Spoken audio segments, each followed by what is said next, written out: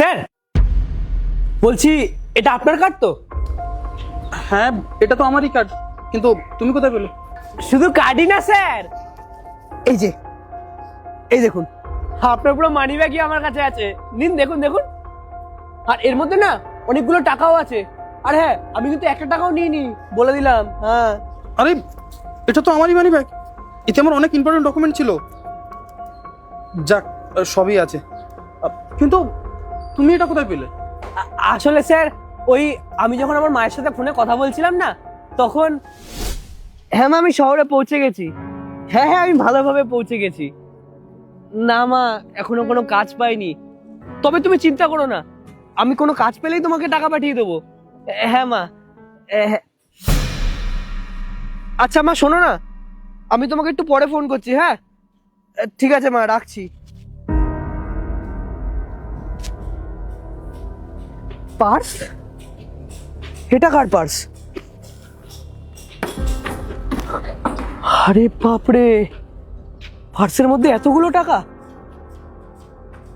এই পার্স আর আমি ফেরত দেবো না। এই টাকাগুলো এবার আমি আমার কাছে রেখে দেবো। হ্যাঁ, না না, এটা আমি কি করছি? এটাও তো কারোর উপার্জনের টাকা। সেও তো অনেক কষ্ট করে এই টাকাগুলো উপার্জন করেছে। আর মা, মা কি বলেছিল মনে নেই? মা বলেছিল, বাবু তুই কম টাকা রোজগার কর, কিন্তু কখনো কারোর হকের টাকা মেনে নিবি না, কখনো কারোর টাকা চুরি করবি না। মায়ের দেওয়া সংস্কার আমি কোনোদিনও ভুলতে পারবো না। এটার মধ্যে নিশ্চয়ই ওনার ঠিকানা হবে। এই তো ওনার কার্ড। হ্যাঁ, এই তো ওনার ঠিকানা আছে। আমি যাই, এই ঠিকানায় গিয়ে ওনার মানি ব্যাগটা ফেরত দিয়ে আসি। হ্যাঁ, জানেন স্যার, এই মানি ব্যাগটার মধ্যে এতগুলো টাকা দেখে না আমারও কেন জানি না লোভ হয়ে গেছিল। আমি ভেবেছিলাম যে সব টাকাগুলো না আমি আমার কাছেই রেখে দেবো, কিন্তু তারপরে হঠাৎ করে আমার মায়ের দেওয়া সংস্কারের কথা আমার মনে পড়ে গেল। আমার মা না আমাকে সবসময় বলতো, জানেন, যে বাবু তুই দুটো রুটি কম খাবি তাও ভালো, মানুষের কোনোদিনও টাকা মারবি না, কখনো চুরি করবি না, যে জীবনে যতই কঠিন পরিস্থিতি আসুক না কেন, যত যাই হয়ে যাক না কেন, নিজের সততা কোনোদিনও নষ্ট করবি না, নিজের মনুষ্যত্ব কোনোদিনও হারাবি না। আর জানেন স্যার, তখনই আমি আপনার মানি ব্যাগটা চেক করে দেখলাম, আপনার মানি ব্যাগটার মধ্যে ওই কার্ডটা পেলাম। ওই কার্ডটার মধ্যে আপনার বাড়ির ঠিকানা ছিল। আমি এই মানি ব্যাগটা নিয়ে আপনার বাড়ি পর্যন্ত গেছিলাম, কিন্তু আপনার সিকিউরিটি গার্ড আমাকে ঘাড় ধাক্কা মেরে বাড়ি থেকে বার করে দিল। হয়তো আমাকে চোর ভেবেছিল, ওই জন্য। তখন আমি কি করব কিছু বুঝতে পারছিলাম না। তারপর আমি আবার একটু মানি ব্যাগটা ভালো করে ঘেটে দেখলাম, ওখানে আপনার এই অফিসের ঠিকানাটা আছে। আর এই ঠিকানাটা খুঁজতে খুঁজতেই না আমি আপনার অফিসের কাছে চলে আসলাম। আর তারপর আপনাকে যখন এই মানি ব্যাগটা ফেরত দেওয়ার কথা বললাম, তখন ম্যাডাম আমাকে যা বললো। এই প্রজেক্টটা পুরো কমপ্লিট হয়ে গেছে। স্যার, আমাদের কাছে খুচরো নেই, যাও এখান থেকে। আরে না না ম্যাডাম, আমি খুচরো চাইতে আসিনি, আসলে আমার স্যারের সঙ্গে কিছু কথা ছিল। আমি বললাম তো যাও এখান থেকে। দেখে তো সুস্থ সবল বলেই মনে হচ্ছে, ইনকাম করো না, এভাবে ভিক্ষা কেন করছো? আর না না ম্যাডাম, আপনি আমাকে ভুল বুঝছেন। আসলে আমি বললাম তো যাও এখান থেকে।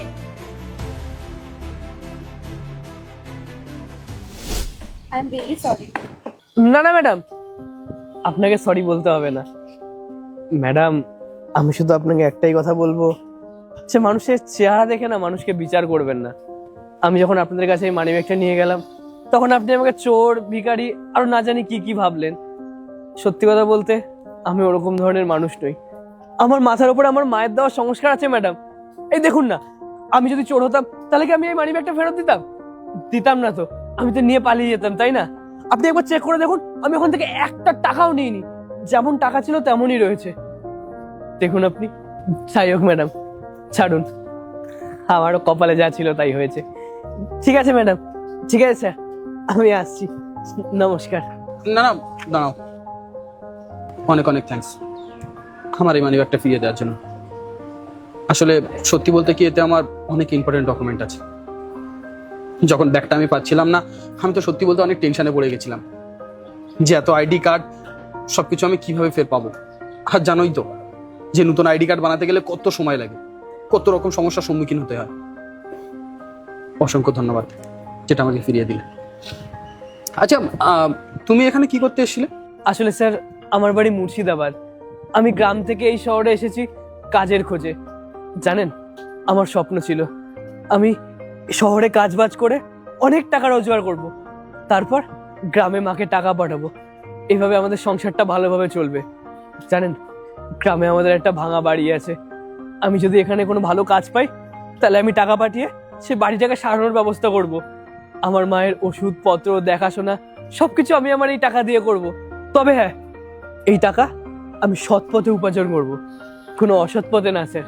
তো তুমি কি কোনো কাজ পেয়েছো এখনো? না স্যার, এখনো পর্যন্ত তো কোনো কাজ পাইনি।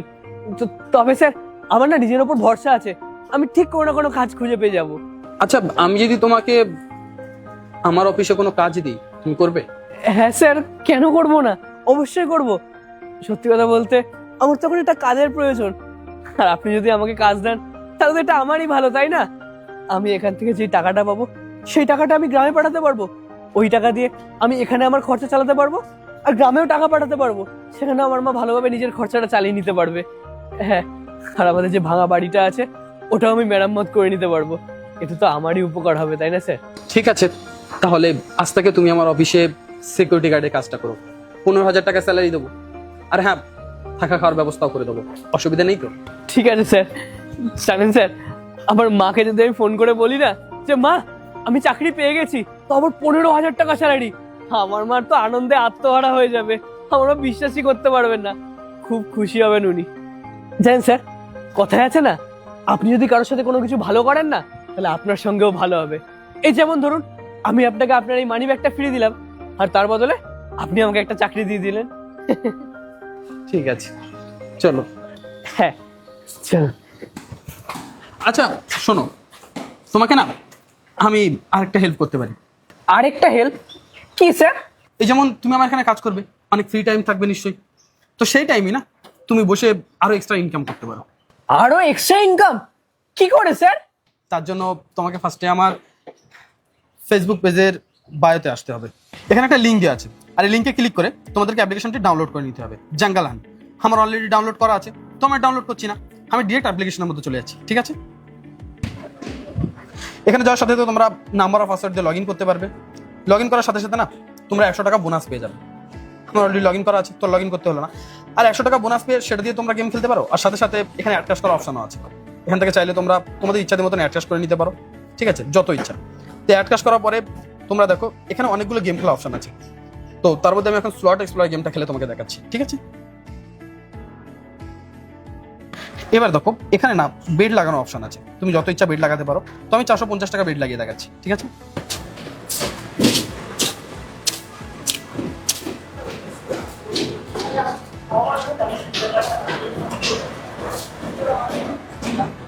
আর দেখো বেড লাগানোর সাথে সাথে আমি মেগা উইন পেয়ে গেছি, 450 টাকা লাগিয়ে 4,250 টাকা জিতে গেছে। আর এই জেতা অ্যামাউন্টটা তোমরা ইজিলি উইথড্র করতে পারবে। এই যেমন ধরো এখান থেকে এক্সিট লবি করলাম, তারপরে দেখো এই যে উইথড্র করার অপশন আছে, উইথড্রতে ক্লিক করে তোমরা ইজিলি এখান থেকে ব্যাংক অ্যাকাউন্টের থ্রুতে উইথড্র করে নিতে পারবে। তো দেখলে কত ইজি প্রসেস। হ্যাঁ স্যার, আপনাকে অনেক অনেক ধন্যবাদ, এটা তো আমি আজকেই ডাউনলোড করবো। স্যার আপনি আমাকে একটা চাকরি দিলেন, আবার সহজ পথে ইনকাম করার এত ভালো একটা রাস্তাও দেখিয়ে দিলেন। তাহলে আর দেরি কিছু, তাড়াতাড়ি ডাউনলোড করে ফেলো। আর তোমরা কিসের জন্য ওয়েট করছো? তাড়াতাড়ি ডাউনলোড করো আর বাড়িতে বসে গেম খেলে ইনকাম করো। ওকে, চলো টাটা। একদম।